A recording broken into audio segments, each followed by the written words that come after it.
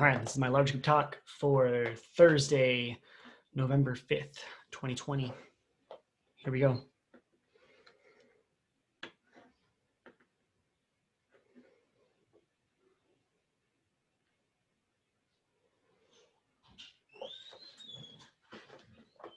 Thanks so much for introducing me. Yeah, guys, my name is Brandon, and I just want to start off by showing you a picture of my beautiful family. So this is my oldest daughter, Rose, in the Jasmine outfit there. That's Benaya, dressed up as Raja, Jasmine's tiger. I don't know. I just love these people, and I thought it'd be a fun way to get to know me just a little bit, to see my family. I think there's few ways to get to know somebody quite as well. So today I'm going to be talking a lot about peace. And I've been thinking about the idea of peace a lot lately. I think 2020 kind of lends itself actually to thinking a lot about peace, or maybe more accurately, it leaves us like begging for just 1 month that feels like it has the tiniest bit of peace, right? Like there's just been so much chaos, so much heartbreak. Like for me personally, so much personal anxiety and stress. All of 2020 has just felt like waiting for the other shoe to drop. And so far, it hasn't disappointed. So yeah, I've been thinking a lot about peace lately. And like, I used to even think of myself as a peaceful person. Like my personality lends itself to being really peaceable. I'm highly non-confrontational. I'm basically a pacifist by temperament, and I avoid conflict like you guys avoid turning on your camera during Zoom classes. Come on, guys, like just turn it on. It helps the professors so much. Just be that one weird person. Anyways, let me tell you guys a story about just how much I love peace. So I spent the summer of 2010 leading a group of Christian missionaries in Poland. Here's a picture for you guys to see of it. It was a little bit ironic because I was like 22 years old. I had no idea what I was doing, guys. But anyways, I was the group leader. And as the leader, I was kind of the go-between between the Americans like us and our Polish host, a dude named Tomek. Now, I don't have time to get into like all the specifics, but basically throughout that trip, I had been neglecting several of my different leadership responsibilities. I mean, just little things like, managing the finances responsibly. Anyways, about halfway through the trip, I started noticing that Tomek wasn't his normal, like cheery, goofy self. Tomek is one of the funnest, goofiest people that you'll ever meet. So for him to be moody was just really weird. But over and over again, I kind of decided to just ignore it. And this went on, I kid you guys not, for like 2 weeks. I just let his resentment, his frustration bubble up until finally I couldn't take it anymore. I sat down with him one night and I asked him if anything was wrong. And seriously, you guys, he just unloaded on me. I was irresponsible. I wasn't taking time to learn the language. We were nearly out of spending money. Like the list just went on. And it was all true. So he finished, I apologize because I'm a good Christian. And then after that, this is where my peacemaking just really steps into high gear. See, at the end of that conversation, Tomek was still pretty moody. And like, of course he was, because we just had a hard conversation, right? But in my mind, I'm like, hey, dude, we just had the hard conversation. Like, you kind of owe it to us to be happy again. I literally told him some version of that. Like, after you forgive me, you have to stop feeling angry. I wanted peace. It's almost like Tomek and I wanted two different kinds of peace, right? Like Tomek wanted positive peace, or as we're going to call it today, Tomek wanted wholeness. He wanted deep partnership. He wanted me to have a curiosity about his culture and really just some basic responsibility. I wanted, honestly, just to end the awkwardness. Like I just wanted the conflict to go away. At some level, I think we all want my kind of peace, right? We all want to live in the absence of conflict. Like with family, you want your parents to get all the way off your back about your future, about responsibility, about the dishes, blah, blah, blah, blah, blah. In classes, you'd rather not talk to your professor about how you just failed that last test. Definitely not ask them, how you could do better in the future. Maybe when you're watching the news and you see angry protesting or even rioting, you think, well, maybe if they were just more peaceful, they'd be more effective. As followers of Jesus, our invitation, even in the midst of a pandemic, even in the midst of a conflicted and chaotic world, is to be peacemakers. And that language of peacemaker comes straight from Jesus' Sermon on the Mount. So I want to explore peacemaking through the lens of two different passages today. One is the Sermon on the Mount. It's Jesus' invitation for all of us to be peacemakers. And the other is through Genesis 1. And in Genesis 1, we get just this tiny glimpse of the very beginning of God's invitation to partner with him in bringing wholeness, peace to the world. So let's start with the first passage, Matthew 5:9. Blessed are the peacemakers, for they will be called children of God. Now, we've been manuscripting for a minute now, right? So let's observe the passage together. Something that stands out to me right away from this passage is that there's a connection between our being peacemakers and our being called children of God. And I think there's an implication, actually, that God is a peacemaker. You see, in Jewish culture, it was an honor for a son to grow up to be just like his father. Like, we tend to value individuality, but the Jewish people value family legacy. So when we're called children of God by our being peacemakers, Jesus is implying that it's because God is already a peacemaker. Does that make sense? And in my story, right, I thought I was being a peacemaker. Like, while I was avoiding conversation, I was trying to make peace by avoiding conflict. And to be really clear, that isn't any kind of peacemaking. But at least finally, like when I did sit down to talk to Tomek, I was restoring some broken relationship, right? Now, I'm going to call that kind of peace negative peace. And if you think of like negative peace on a scale, it starts with a negative number. Like, it starts with brokenness and it tries to work back to zero. So negative peace is characterized by the absence of, and it can be the absence of conflict, struggle, war, hunger, disease, poverty, oppression, chaos. And like all of that is good. We should want that, right? In a world with sin, we need that. When I say negative peace, I don't mean it's bad. I simply mean that it's defined by what's absent. But negative peace isn't complete. And I would argue that negative peace is not God's ultimate goal for us. You see, the word that Jesus would have used when speaking to his listeners that day was the word shalom. And that concept of peace, the biblical concept of peace, goes way beyond the mere absence of conflict.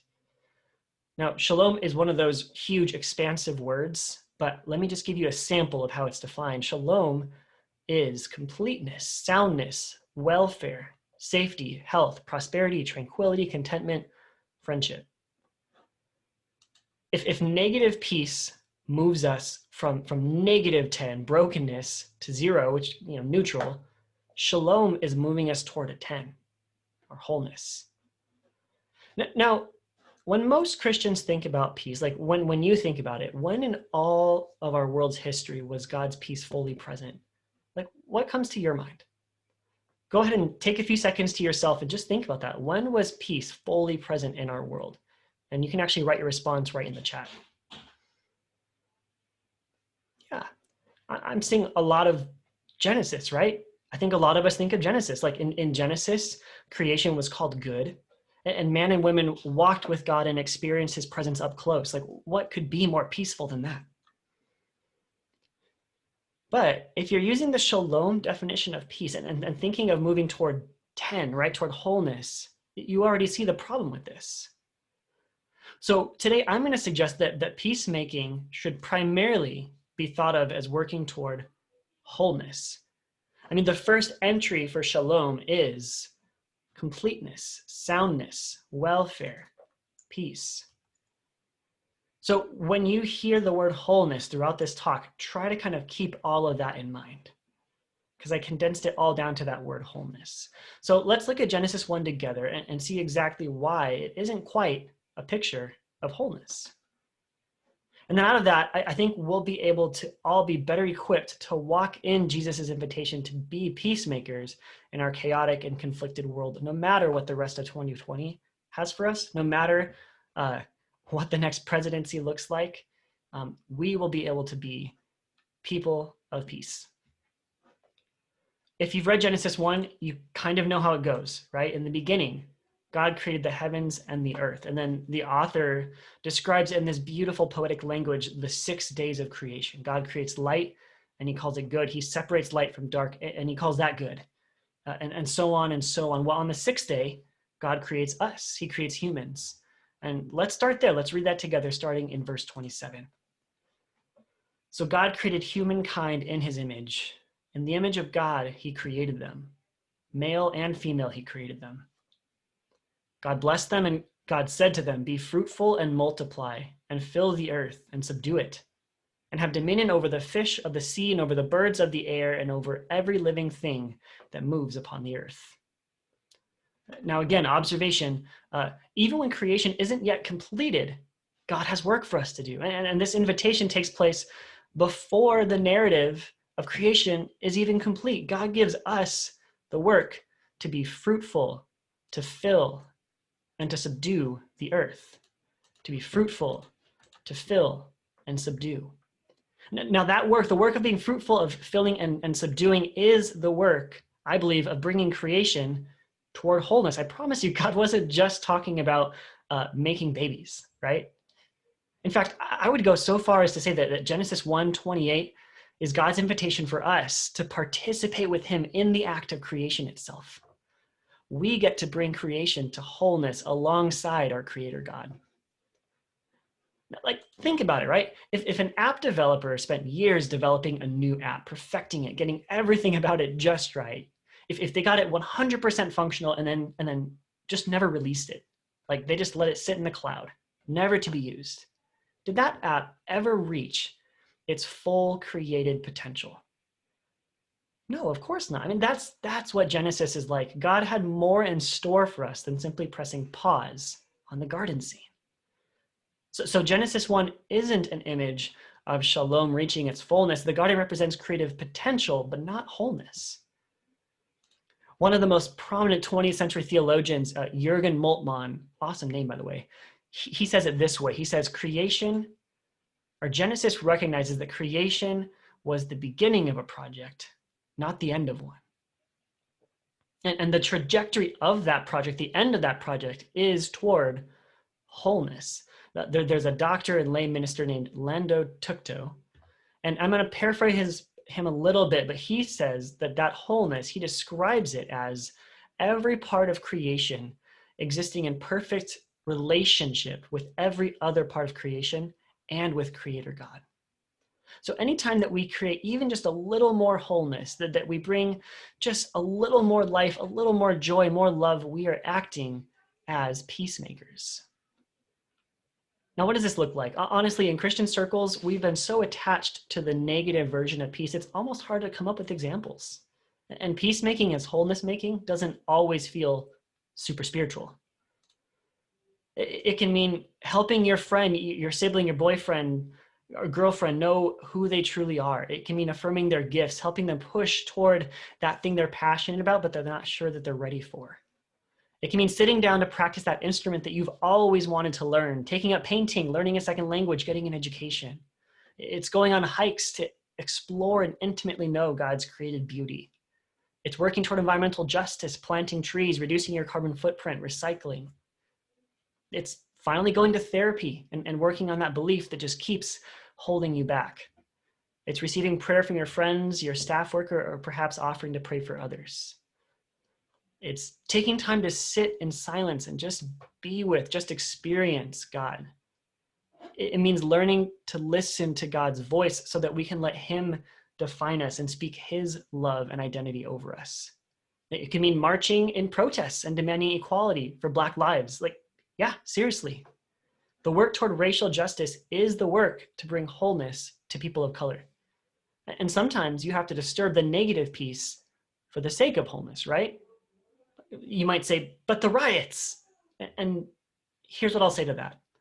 I'm not going to label what rioters are doing as peacemaking, but to write off their pain, their frustration, their deep grief and anger as senseless rioting, and to do nothing to bring real wholeness, real dignity, real equality, I believe that is the greater assault on God's project toward wholeness. Maybe it's time for us to jump off Twitter and jump onto the streets. Can we join our Black brothers and sisters in saying we won't settle for an absence of conflict until there's true wholeness, or as they say it, no justice, no peace. It might feel like I'm getting political here, and on the one hand, there's nothing inherently political, honestly, about standing up for life and the dignity of our brothers and sisters. That's just moral. But also, it's okay to get into politics a little bit. I mean, how can we not, especially right after an election? You see, politics are one part. They're not the most important part, but they're still one part of how we can create a society that provides the opportunity for people to move, to journey toward wholeness. Because guys, it's hard to reach wholeness when you have to work 2 or 3 jobs just to put food on the table. It's hard to reach wholeness when you fear for your life because you just got pulled over with a broken taillight. It's hard to reach true wholeness when you're passionate about music or environmental justice, but just the thought of the crippling debt that you would get into means that you decide instead to go into like nursing, engineering, or physical therapy. Nothing against any of those majors. If you're passionate about that, great. Politics can change some of those realities. And I would argue it can change them more effectively than the church as an institution can. Peacemaking is our call as Christians, and we are invited to carry that into our politics, especially when we remain more committed to Christ than to any political party. All right, I'm going to say one more thing about politics, and then I'm done with that, I promise. But it's important because historically there's been this dominant narrative, and you need to hear this from a spiritual leader. There's a narrative that to be Christian, you have to be Republican. And that simply isn't true. Maybe you heard that growing up. I'll say it again, it isn't true. And right now you might feel some strong emotions bubbling up at hearing that. My invitation is notice those emotions, notice them, and take a deep breath. But I will say it again, you don't have to be a Republican to be a Christian. If you feel alone, out of place, abandoned because your church spaces assume that those two go hand in hand, know that God sees you and he affirms you. If that's the one thing that some of you needed to hear tonight, may it be so. As followers of Jesus, we're invited to use our influence, our voices, our energy, our money, our vote, everything we have to bring our world, to bring creation itself further and further along the path toward wholeness. We could settle. We could settle for an absence of conflict, just the negative peace. But we'd be missing out on the work to bring healing and wholeness to a world that longs to be reconciled and made whole. That is what it looks like to bring peace to our world. Peace works toward wholeness. How can you be a peacemaker this week? Would you pray with me?